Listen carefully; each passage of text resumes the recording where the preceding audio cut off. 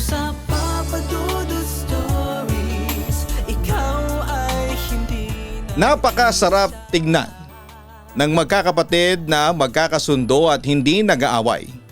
Yung sobrang close kayo sa isa't isa ng inyong mga kuya o ate at masasabing isang napakagandang biyaya yon mula sa langit. Ngunit paano kung ang iyong kapatid ay binawi ng langit sa iyo sa sandaling hindi mo inaasahan at hindi ka pa handa? Makakaramdam ka pa rin ba ng pag-iisa kung kahit patay na siya ay tila palagi rin siyang nasa tabi mo?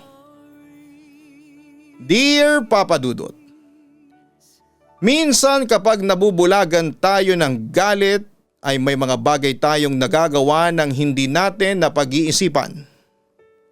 Kapag malungkot tayo, madalas ay sinisisi natin ang kalungkutan na yon sa ibang tao. Magandang araw sa inyo, Papa Dudut. Itago mo na lamang ako sa pangalan na Janus. 28 years old na ngayon at nagwo-work ako bilang isang software engineer. Lumaki ako sa isang maliit na pamilya. Isa lang ang naging kapatid ko, si Kuya Jimmy. Matanda siya sa akin ng 3 taon. Dahil sa 2 lamang kami na magkapatid ay kaming 2 ang palaging magkalaro. Simula noong kami ay mga bata pa. Dahil sa parehas kaming lalaki ay hiraman lamang kami ng laruan at kahit sa mga damit. Kahit magkapatid kami ni Kuya Jimmy ay malayo ang personality naming 2. Palaban kasi ako habang siya ay hindi. Madalas na mabuli si Kuya Jimmy noon sa school dahil payat siya at may asma. Ilang beses na siyang inatake ng asma habang nasa classroom nila at ginawang katatawanan niyo ng ilan niyang mga kaklase. Kaya kapag nalalaman ko na may nambubuli sa kuya ko ay talagang sumusugod ako at nakikipagsuntukan. Palagi kong sinasabi kay Kuya Jimmy na hindi dapat siya pumayag na ibuli dahil mamimihasa ang mga ito. Dapat ay matuto siyang lumaban. Ang katwiran ni Kuya ay mas lalong lalaki ang gulo kapag pumatol siya. Kaya ako raw ang tumigil sa pagtatanggol sa kanya kasi sanay na siya sa mga pambubuli sa kanya. Wala na raw epekto ang mga yon sa kanya kaya raw palagi akong nakikipagsuntukan. Kung hindi apektado si Kuya Jimmy ay ako ang apektado, Papa Dudut. Hindi ko kayang hayaan na lamang na may mga taong nang aapi sa kuya ko. Sa aming 2 ni Kuya Jimmy ay parang ako ang lumalabas na panganay kasi ako ang nagtatanggol sa kanya. Pero walang kaso sa akin yon, mataas pa rin ang tingin ko sa kuya ko at siya pa rin ang the best kuya sa buong mundo para sa akin, Papa Dudut. Lumaki kami ni Kuya Jimmy sa isang religious family. Every Sunday ay palagi kaming nagsisimba at aktibo din ang nanay namin sa ilang activities sa simbahan. Kaya naman ganoon na lamang ang galit ni na mama at papa kapag nalalaman nila na nakikipagbugbugan ako sa school.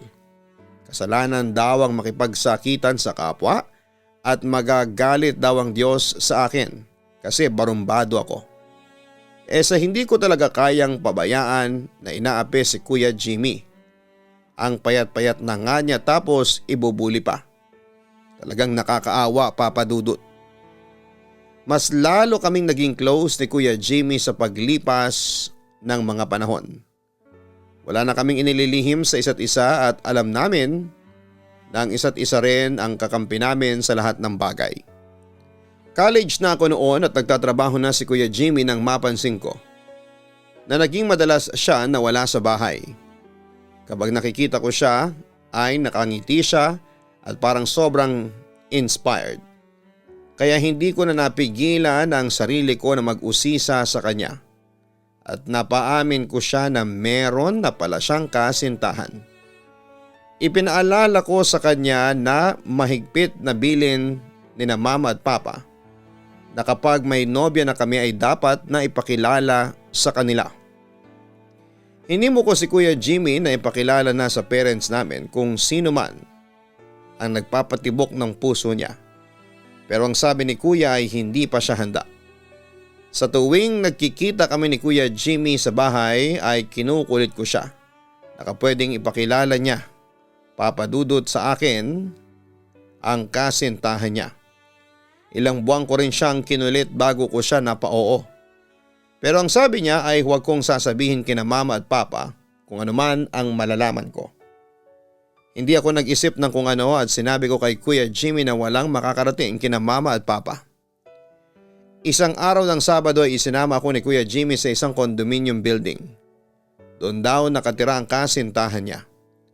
Pumasok kami sa isang condo unit at isang lalaki na siguro ay matanda lang ng ilang taon kay Kuya Jimmy ang sumalubong sa akin. Ipinakilala ni Kuya sa akin ang lalaki bilang boyfriend niya. 1 year na pala ang relasyon nila. Nashock ako kasi hindi ko inakala na isa palang bakla si Kuya Jimmy. Ipinaliwanag niya rin sa akin na matagal na niyang nararamdaman na hindi siya straight. Pinigilan niya rin daw dahil alam niya na magagalit ang parents namin. Pero hindi na raw talaga niya kayang pigilan lalo na nang makilala niya ang boyfriend niya ng time na yon, Papa Dudut. Ngayon nalaman mo na ang totoong pagkatao ko, Janus. Nag-iba na ba ang tingin mo sa akin? Nandidiri ka ba sa akin? Tanong ni Kuya Jimmy sa akin. Ano bang klaseng tanong yan, Kuya? Siyempre hindi. Mas tumaas nga ang respeto ko sa iyo. Kasi sinusunod mo kung ano ang nasa puso mo. Ang tapang mo, Kuya.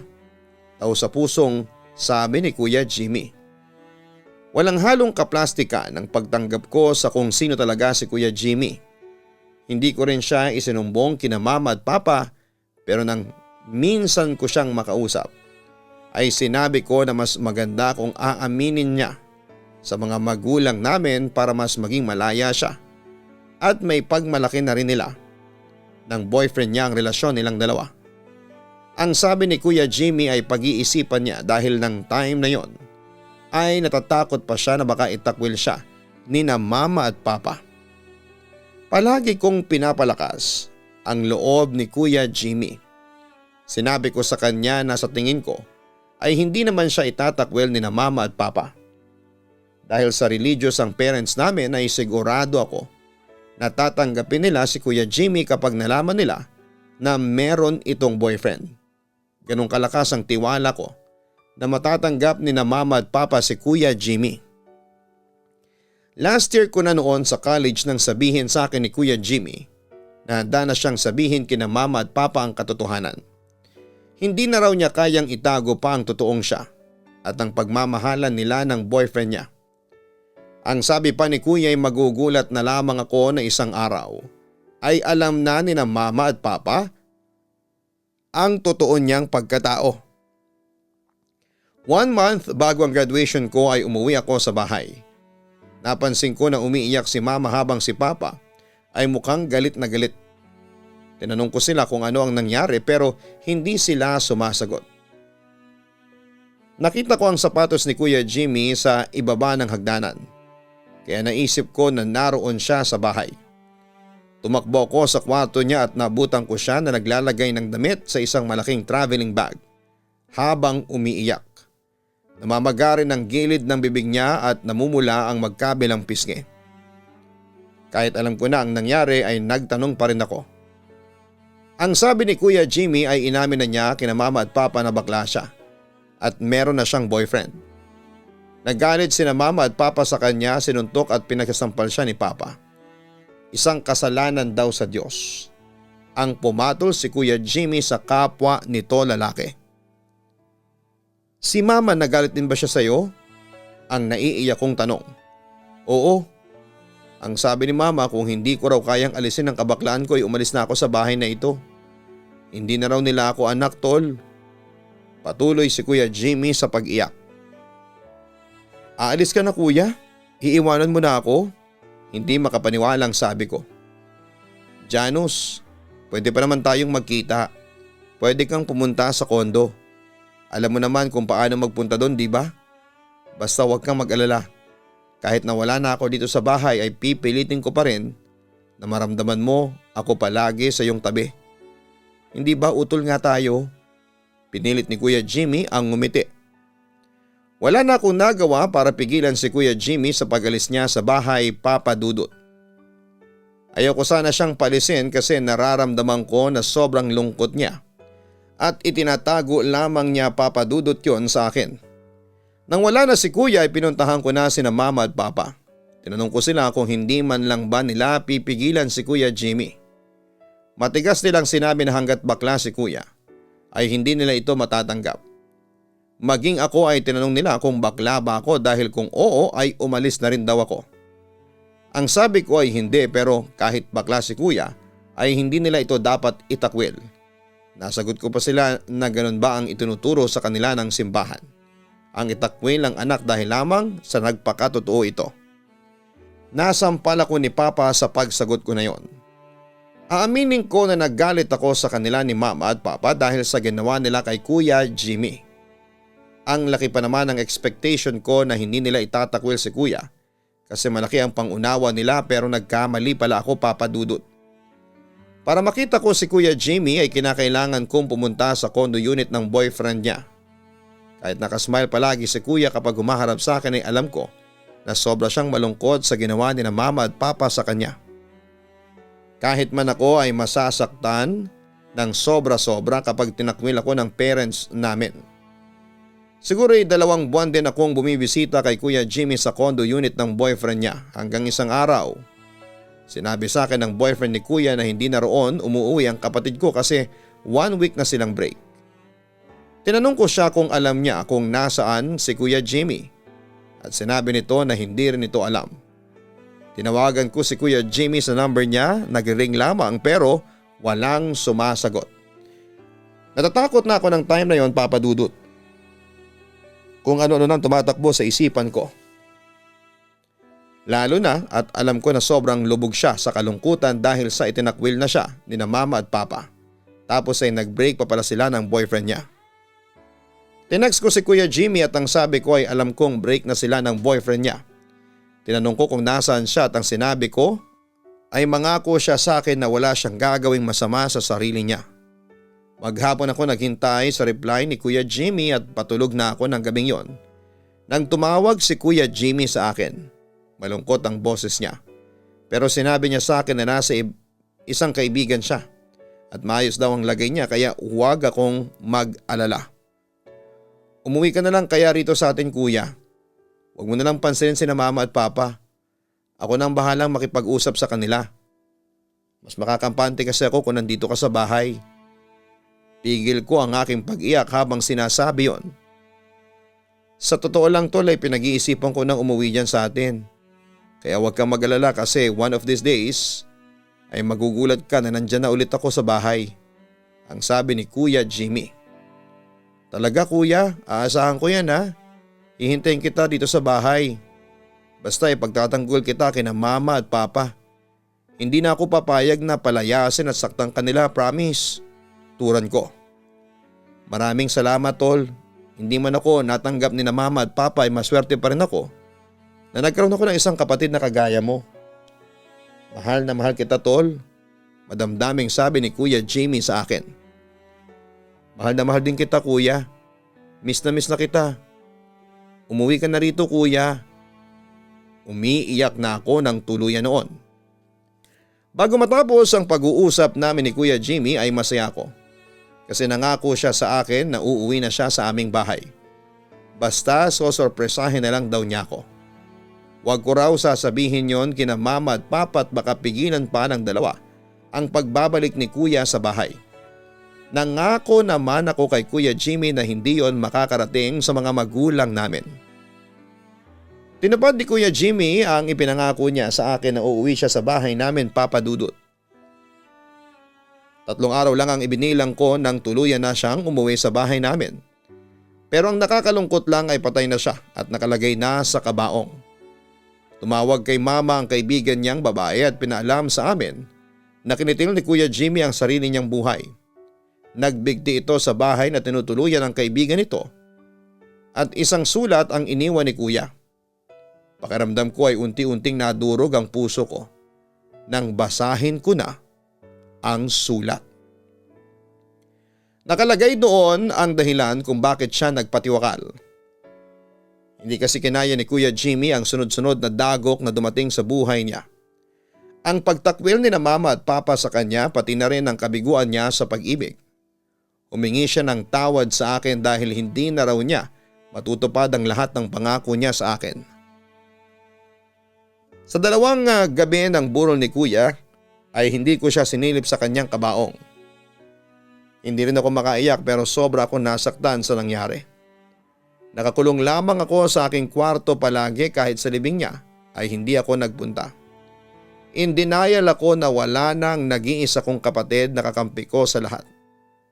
Hindi ko matanggap na wala na akong kuya at kahit kailan ay hindi ko na siya makakausap pa. Sinisisi ko ang sarili ko kung bakit hindi ko pinuntahan si Kuya Jimmy sa kung nasaan siya ng mga oras na lugmok siya sa kalungkutan at problema. E di sana ay may nakausap siya at baka hindi niya naisipan ang magpakamatay. Bukod sa sarili ko, ang talagang sinisisi ko ay ang mama at papa ko, Papa Dudut. Iniisip ko kasi na kung tinanggap lamang nila si Kuya Jimmy at hindi nila ito itinakwil ay hindi yon mangyayari kay kuya. Kahit sana mabigo siya sa pag-ibig kung tanggap siya ng mga magulang namin ay hindi magiging ganun kabigat ang dinadala ng kapatid ko. Doon ako nagsimulang magtanim ng galit sa parents ko, Papa Dudut. Janus, ang tagal mo nang hindi lumalabas ng kwarto mo. Alam namin na malungkot ka kasi wala na ang kuya mo pero hindi mo dapat ihinto ang buhay mo kasi wala na siya. Ang sabi sa akin ni mama ng isang umaga ay pumasok siya sa kwarto ko. Tama ka ma, wala na nga si kuya. Wala na yung anak na tinakwil ninyo ni papa kasi hindi nyo siya kayang tanggapin. Pabalang naturan ko. Iniisip mo ba na gusto namin na nangyari kay Jimmy? Tanong ni mama. Hindi ma, pero kayo ni Papa ang dahilan kung bakit ginawa yun ni Kuya. Kung tinanggap nyo lang sana siya, buhay pa siya ngayon. Anong klaseng mga magulang kayo? Makadiyos pa naman kayo, hindi ba? Galit kong sambit. Hindi ko alam na nasa labas pala ng kwarto ko si Papa at narinig niya ang lahat ng sinabi ko. Pumasok siya at malakas akong sinuntok sa bibig. Sinigawan niya ako na wala akong karapatan na magsalita ng ganon dahil anak lamang ako. Kung ano man daw ang naging desisyon ni Kuya Jimmy, ay hindi nila yon ginusto. Hindi ako nagpatinag, Papa Dudut. Sumagot pa rin ako at sinabi ko sa ginawa ni Papa ay hindi malabong mawalan na naman sila ng isa pang anak. Hindi ko naman ibig na mamatay na rin sa sinabi kong yon, Papa Dudut. Naisip ko na magrebelde kina Mama at Papa. Gusto kong hindi nila maramdaman na anak nila ako. Wala akong ibang nasa isip noon kundi ang makaalis sa poder ng mga magulang ko. Kahit mahirap ay pinagbutihan ko hanggang sa makagraduate ako. Talagang umiyak ako ng graduation ko kasi in-expect ko dati na naroon si Kuya Jimmy at siyang magiging pinaka-proud sa akin pero hindi na yon nangyari. Pagkatapos ng graduation ay naghanap ako ng trabaho. Hindi na ako nagpahinga kasi ang goal ko talaga ay maging independent na. Gusto kong umalis sa bahay ni na Mama at Papa para maramdaman nila na wala na talaga silang anak. Luckily, natanggap ako matapos ang ilang job interviews. Nang sumasahod na ako ay umalis ako ng bahay nang hindi nagpapaalam. Tumawag na lamang si Mama sa akin at tinanong kung bakit wala na ang mga gamit ko sa kwarto. Kumuha ako ng apartment malapit sa work ko. Mas madali sa akin yon para hindi ako malate sa trabaho. Malamig kong sabi kay Mama. Hindi ako against sa ginagawa mo pero sana ay nagpapaalam ka man lang sa amin ng papa mo, Janus. Ginagawa mo ba ito para parusahan kami? Yung hindi na namin alam ang nangyayari sa buhay mo? Nagdadamdam na tanong ni Mama. Hindi ko sinagot ang tanong ni Mama, Papa Dudut. Nagdahilan ako na pagod ako from work at wala akong gustong gawin kundi ang matulog na. Inilayo ko ang loob ko sa mga magulang ko at umabot ng 1 taon na hindi ako umuwi sa bahay at hindi ko rin sinasabi sa kanila kung saan ako nakatira. Kaya hindi nila alam kung saan ako pupuntahan. Hindi sila nagkaroon ng pagkakataon para makita ako. Kahit na ang daming beses na kinukulit nila ako na dalawin sila ay hindi ko talaga ginagawa. Naging matigas ang puso ko sa sarili kong magulang dahil sila ang sinisisi ko sa pagkawala ni Kuya Jimmy. Naging mabarkada rin ako, Papa Dudut. Kapag malungkot ako ay inaaya ko ang mga kaibigan ko na lumabas at magpakalasing. Isang madaling araw ay umuwi ako sa apartment ko na sobrang lasing. That day kasi bigla kong naalala si Kuya Jimmy at nalungkot na naman ako. Kaya ang naging escape ko sa kalungkutan ay ang magsaya at ang maglasing. Pagbukas ko ng pinto ng kwarto ko ay natigilan ako nang may nakita akong lalaki na nakaupo sa kama at nakaharap sa akin. Hindi ko nga lang makita ang mukha niya kasi madilim. Imbes na matakot ako na may ibang tao na nakapasok sa apartment ko ay wala akong naramdaman na ganoon. Kabulto ng katawan kasi ni Kuya Jimmy yung lalaki na yon, Papa Dudut. Kuya Jimmy? Tawag ko sa lalaki.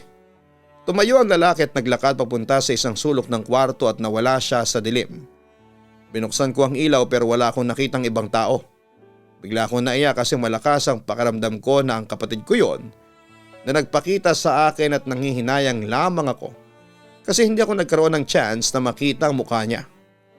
Sa sobrang kalasingan ko ay tulog agad ako ng pagkahiga ko sa kama. Napanaginipan ko si Kuya Jimmy ng gabing yon. First time na nagpakita siya sa panaginip ko. Simula nang mamatay siya. Naroon kami sa kwarto niya sa bahay namin at umiiyak siya. Tinatanong ko siya kung bakit siya umiiyak pero hindi siya nagsasalita. Naging palaisipan para sa akin ang panaginip na yon, Papa Dudut. May takot akong nararamdaman dahil sa umiiyak si Kuya Jimmy sa panaginip ko. Baka kasi nahihirapan siya kung nasaan man siya ngayon o kaya ay may gusto siyang sabihin sa akin na hindi niya masabi noong nabubuhay pa siya. Pero nagtataka lamang ako kung bakit after 1 year lang siya nagpakita sa panaginip ko. Naging laman ng isip ko si Kuya Jimmy ng ilang araw.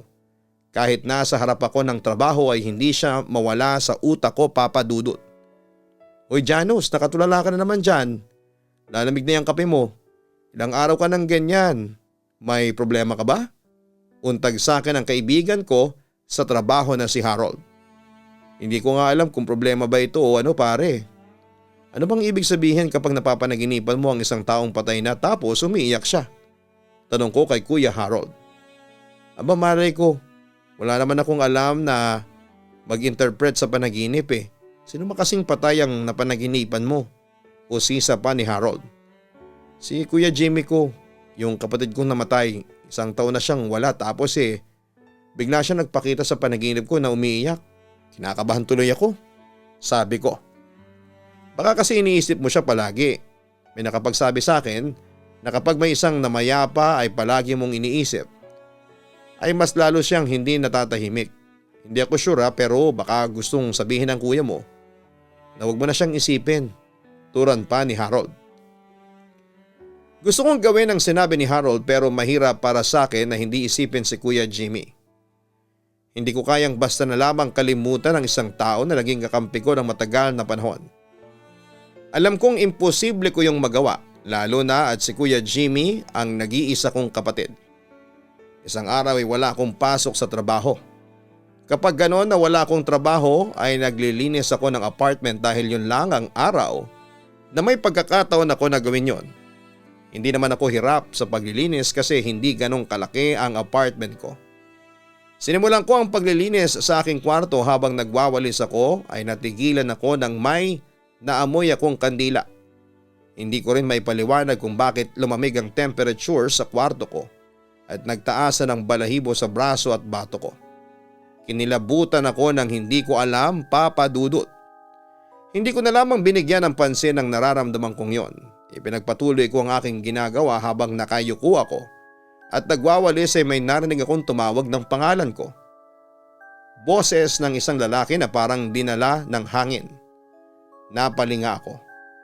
Sumilip ako sa bintana at baka may tao sa labas pero wala akong nakitang kahit na sino sa labas.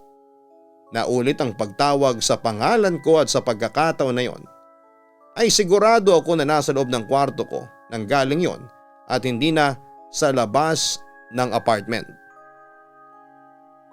Nababaliw na ba ako? Tanong ko sa sarili ko. Kasunod noon ay bumigat ang pakiramdam ko at tinamad na akong tapusin ang aking paglilinis. Ang ginawa ko ay naligo ako at lumabas. Pumunta na lamang ako sa malapit na grocery store at bumili ng mga kailangan ko sa apartment. Nilibang ko ang sarili ko sa pag-grocery at sinadya kong magtagal doon dahil iba ang pakiramdam ko sa aking apartment. Parang meron akong kasama na hindi ko nakikita. Hapon na nang bumalik ako sa apartment, Papa Dudut. Sakto na nakita ko ang landlady namin na nakaupo sa harapan ng apartment habang nagsa-cellphone. Naisipan ko siyang lapitan at kausapin. Ate, meron pala akong itatanong sa'yo. Bakit pala umalis sa unit ko yung dating nakatira doon? Tanong ko sa landlady. Nakakuha na kasi sila ng bahay. Bakit mo na itanong? Aniya. Hindi po ba dahil sa merong multo o may nagpaparamdam? Diretsong tanong ko.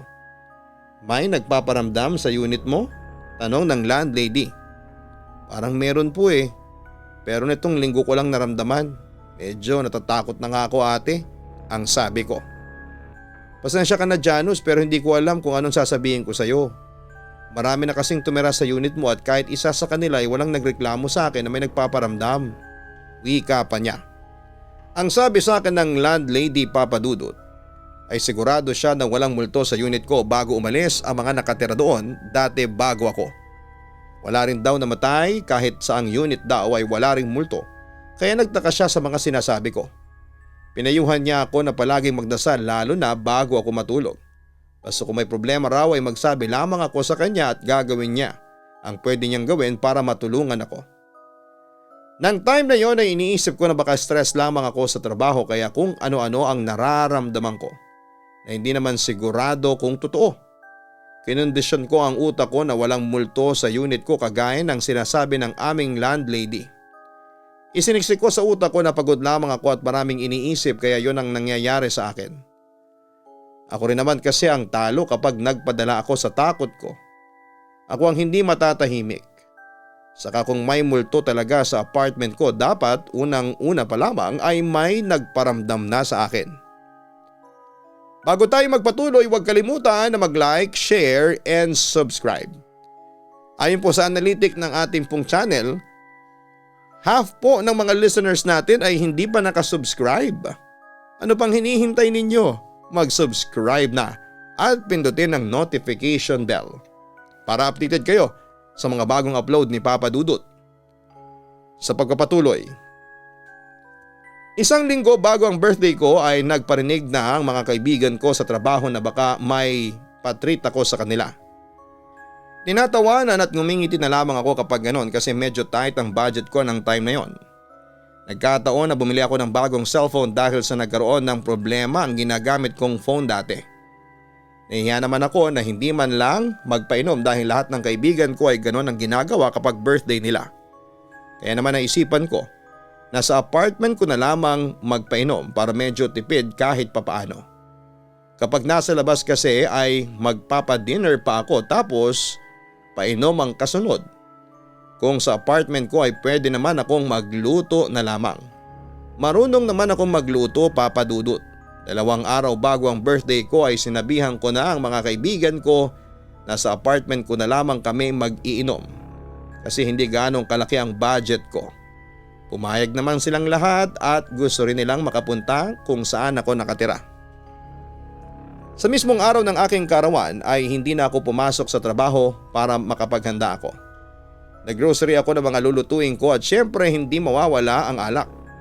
Nang makapag-out na ang mga katrabaho ko na in-invite ko ay dumiretso na sila sa apartment ko. Sinabi ko sa kanila kung paano pumunta para hindi ko na sila kailangan pang sunduin. Sakto natapos na akong makapagluto nang dumating sila. 5 silang dumating, 2 babae at 3 lalaki. Ang sabi nila ay hindi raw makakapunta yung iba dahil nag-back out. Pero ayos lamang yun sa akin kasi ang importante ay may pumunta pa rin. Nag-dinner lamang kami at pagkatapos ay nagsimula na kaming uminom. Sa may sala kami pumwesto ng inuman, Papa Dudut. Nakabukas ng bagyang pinto ng aking kwarto kasi doon lang may aircon. Para yung lamig mula sa kwarto ko ay mapunta kahit papaano sa sala. Kakaubos lang namin ng isang bote ng mapansin ko. Ang isa kong katrabaho na si Ella na panayang tingin sa nakabukas na pinto ng aking kwarto. Kanina na nang dumating si Ella ay sinabi niya na parang gusto na niyang umuwi kasi bigla raw sumama ang pakiramdam niya. Hindi nga lang siya umuwi dahil kinokonsensya siya ng mga kasama namin Nakakaunti na nga lang kami ay aalis pa siya. Okay ka lang ba, Ella? Masama pa rin ba ang pakiramdam mo? Tanong ko kay Ella. Okay na ako, hindi na masama ang pakiramdam ko. Turan niya. Sigurado ka ba? Kanina ko pa kasi napapansin na parang balisa ka. Sabi ko kay Ella. Medyo tumatama na kasi yung alak eh. Hindi naman kasi ako sanay na mag-inom. Lalo na at ang lalakas ninyo. Tila pilit ang tawang pinakawala ni Ella. Ipinagpatuloy namin ang inuman, Papa Dudut, kwentuhan at tawanan. Nang nasa pangatlong bote na kami ay alam ko na lasing na ako, pero dahil sa nagkakasayahan pa kami ay tuloy pa rin. Maya-maya sa gitna ng aming inuman ay nagsalita ang kasama naming lalaki na si Fred. Janus, hindi mo ba aayain na uminom yung kasama mo rito sa apartment? Kanina pang sumisilip sa pinto ng kwarto mo, ang sabi pa ni Fred. Nanlamig ako sa sinabi ni Fred. Tumingin ako sa pinto ng kwarto pero wala akong nakitang tao na nakasilip. Wala akong kasama rito sa apartment, no? Hindi ba mag-isa lang ako? Ang sabi ko. Sino yung lalaki na kanina pang sumisilip? Tanong pa ni Fred. Sumingit sa usapan si Ella at sinabi niya na lasing na si Fred, kaya kung ano-ano ang nakikita nito. Pero sa utak ko ay baka nakita ni Fred ang multo na nagpaparamdam sa akin sa aking apartment, Papa Dudut. Medyo nanahimik ako dahil sa pag-iisip na yon. Kinikilabutan na ako ng sandaling yon. Kunwari i-charge ko ang phone ko sa kwarto ko, pero ang totoo ay pumunta ako sa kwarto para i-check kung may tao ba roon nang hindi ko alam. Sarado ang bintana kaya imposibleng may makapasok na ibang tao doon, Papa Dudut. Madaling araw na nang matapos ang inuman, umalis ang dalawang babae at yung isang lalaki na kainuman namin. Si Fred at Andy ay nagpaiwan dahil malayo ang uuwian at hindi na nila kayang bumiyahe pa. Nagsiksikan kaming tatlo sa kama ko at dahil sa lasing na kaming tatlo ay mabilis kaming nakatulog. Bigla akong nagising dahil kay Fred. Ginising niya ako. Aniya ay may nakita raw siyang lalaki na naglalakad malapit sa pinto pero nawala na lamang bigla. Sa boses niya ay parang nawala ang kalasingan niya, Papa Dudut. Sinabi ko kay Fred na baka namamalikmata siya dahil sa alak kaya matulog na lamang siya. Hindi ko na alam ang iisipin ko ng oras na yon, Papa Dudut. Natatakot ako na hindi ko maintindihan. Wala akong ideya kung may third eye ba si Fred pero pakiramdam ko ay meron talaga siyang nakita. Pinilit kong makatulog at medyo napapapikit na ako nang may maamoy akong kandila at muli yung sinundaan ng pagtawag sa pangalan ko. Hanggang sa may nakita na akong lalaki na nakatayo sa isang sulok. Bigla ko napaluhan nang mapansin ko na kahugis yun ang katawan ni Kuya Jimmy ko. Tinawag ko ang lalaki pero hindi siya gumagalaw kaya ako na mismo ang lumapit sa kanya. Ngunit nang makalapit na ako ay nawala naman siya. Para siyang sumama sa dilim. Ang hirap ipaliwanag ng nangyari na yon. Para na ako mababaliw ng oras na yon, Papa Dudut, at hindi ko na alam kung totoo ba ang nakikita o dala lamang ng kalasingan ko. Pero kung si Kuya Jimmy man ang nakita ko noon, ay masaya ako kasi kahit papaano ay nagpapakita siya sa akin. Ang hindi ko nga lang alam ay kung meron ba siyang gustong sabihin o gusto lang niyang ipaalam sa akin na nasa paligid o tabi ko lamang siya. Kaya naman simula ng araw na yon ay medyo gumaan ang pakiramdam ko kasi palagi kong iniisip na nasa lupa pa rin si Kuya Jimmy at parang binabantayan niya ako. Minsan nga kapag mag-isa ako sa apartment ko ay kinakausap ko si Kuya Jimmy at sinasabi ko na magpakita siya sa akin kasi hindi naman ako matatakot. Naging madalas ang pagdalaw ni Kuya Jimmy sa panaginip ko, Papa Dudut. Madalas ay nakatayo lamang siya pero kung minsan ay umiiyak. Nang magkaroon ako ng libreng araw ay dinalaw ko siya sa sementeryo. Sinabi ko na kung meron man siyang gustong sabihin o ipagawa sa akin ay sabihin niya sa akin ng malinaw. Kasi ang hirap manghula lalo na at hindi naman siya nagsasalita sa panaginip ko at umiiyak lamang siyang palagi. Isang gabi pag uwi ko sa apartment ay nagulat ako kasi naroon si Mama. Pinapasok pala siya ng landlady namin dahil sa napatunayan nito na nanay ko siya. Ang sabi ni Mama ay nalaman niya sa kaibigan ko kung saan ako nakatira pero hindi niya sinabi kung sinong kaibigan at baka awayin ko pa raw. Ano bang ginagawa niyo rito? Sinakto niyo pa, nakakauwi ko lang from work. Pagod ako. Bumalik na lamang kayo sa ibang araw. Pabalang kong sabi kay mama. Janus, kailangan ka ng papa mo. Gusto kanyang makita. Nasa ospital siya. 3 araw nang na-stroke. Ang naiiyak na sabi ni mama. May nararamdaman akong awa sa tatay ko ng time na yon pero pinanindigan ko pa rin ang pagiging matigas ko sa kanila. Hindi ko pa rin kasi sila napapatawad sa hindi nila pagtanggap noon sa kapatid ko. Kaya ito nagpakamatay. Magpapadala na lang ako ng pera. Hindi ko pa alam kung kailan ang off ko. Ang sabi ko. Hindi ako nagpunta rito para humingi ng pera para sa papa mo. Janus, nandito ako para makiusap sa iyo na puntahan mo siya. Kasi hinahanap ka na niya. Mahigit 1 taon ka na namin hindi nakikita at oo, nagsisisi na kami ng papa mo kung bakit hindi namin tinanggap noon ang Kuya Jimmy mo. Sa kung sino talaga siya. Tuluyan ang umiyak si mama. Uli na ang pagsisisi ninyo ma. Wala na si kuya.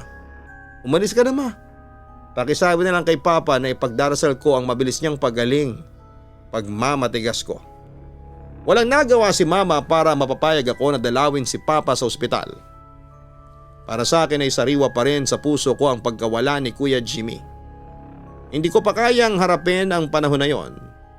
Ang mga taong sinisisi ko sa pagpapatiwakal ng nag-iisa kong kapatid.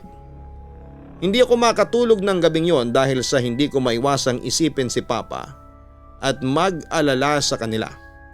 May parte ng utak ko na nagsasabing dalawin ko siya pero pinipigilan pa rin ako ng galit ko, Papa Dudut. Madaling araw na nang makatulog ako. Pero ilang minuto pa lang siguro akong tulog nang magising ako dahil parang may humahawak na malamig na kamay sa isa kong paa.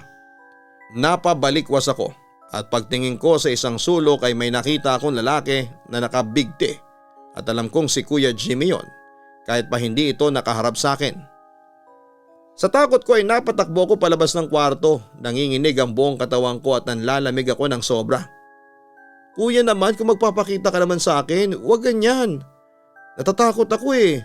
Malakas kong sabi habang nasa harapan ako ng pinto ng kwarto. Takot na takot pa rin akong bumalik sa kwarto at baka nandun pa rin si Kuya Jimmy habang nakasabit sa kisame. Talagang hindi ko na kayang makita yon sa pangalawang pagkakataon at baka himatay na ako papadudot sa sobrang takot. Habang nakikiramdam ako ay may malamig na hangin na humampas sa aking muka na nanggaling sa loob ng kwarto. Nagtaas na nga ang balahibo ko at pagkatapos ay may bumulong sa akin na umuwi na ako. Napakabilis ng pagkakasabi nun sa akin. Bigla na lamang akong umiyak ng umiyak kasi naramdaman ko na si Kuya Jimmy ang bumubulong sa akin. Sa sobrang iyak ko, halos hindi na ako makahinga ng time na yon. Parang sa oras na yon ay doon ko na iniyak ang dapat kong iiyak nung namatay ang kapatid ko. Matagal akong umiyak, Papa Dudut, at halos maubusan ako ng hininga. Nang medyo kumalma na ako ay na-feel ko na parang unti-unting nawala ang bigat sa dibdib ko. Na-realize ko rin ang gustong sabihin ni Kuya Jimmy sa akin kaya siya nagpakita sa akin ng ilang linggo. At iyon ay gusto niyang umuwi na ako sa amin. Siguro ay gusto niyang sabihin sa akin na dapat ay alisin ko na ang galit at paninisi ko kina mama at papa. Na kahit na magalit ako sa parents namin ay hindi na siya mabubuhay pa. Kaya rin siguro siya nagpakita sa akin sa nakakatakot na itsura ay para umalis na ako sa apartment na yon. Ewan ko, Papa Dudut. Ang daming tumatakbo sa utak ko ng time na yon at ang dami kong na-realize. Hindi na ako nagaksaya ng oras, Papa Dudut. Pagdating ng umaga ay tinawagan ko si mama at inalam ko kung nasa ang ospital si papa.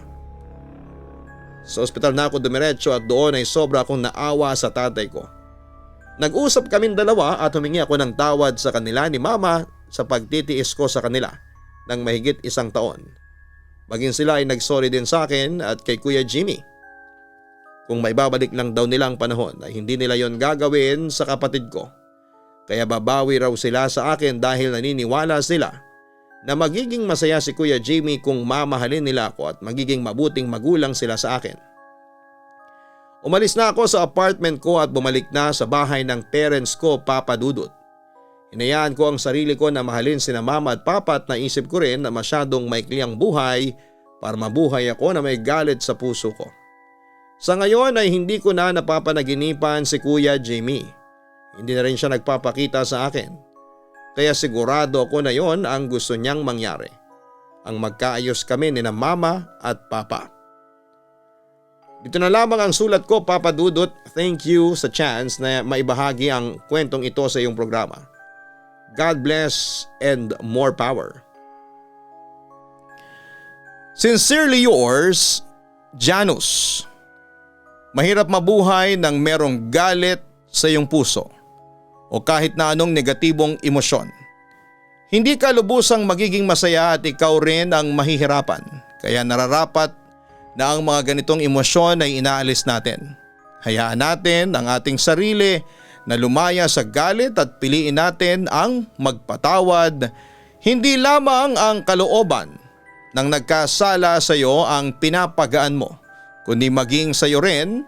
Ang pamilya ay isa sa mga pinakamagandang regalo sa atin ng may kapal.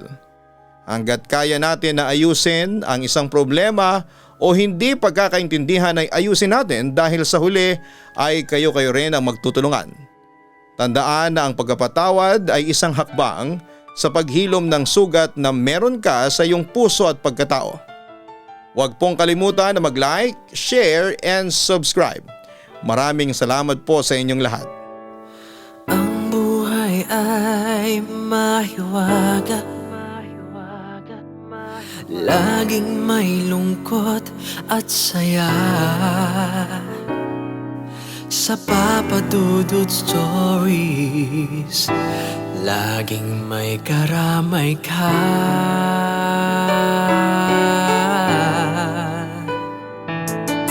Mga problemang kay bigat, dito ay pakikinggan ka. Sa Papa Dudut Stories, kami ay iyong kasama. Dito sa Papa Dudut Stories, ikaw ay hindi nag-iisa.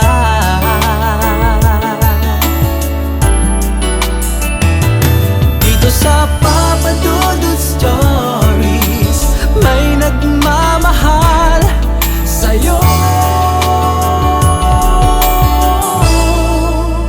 Papa Dudut Stories, Papa Dudut Stories, Papa Dudut Stories.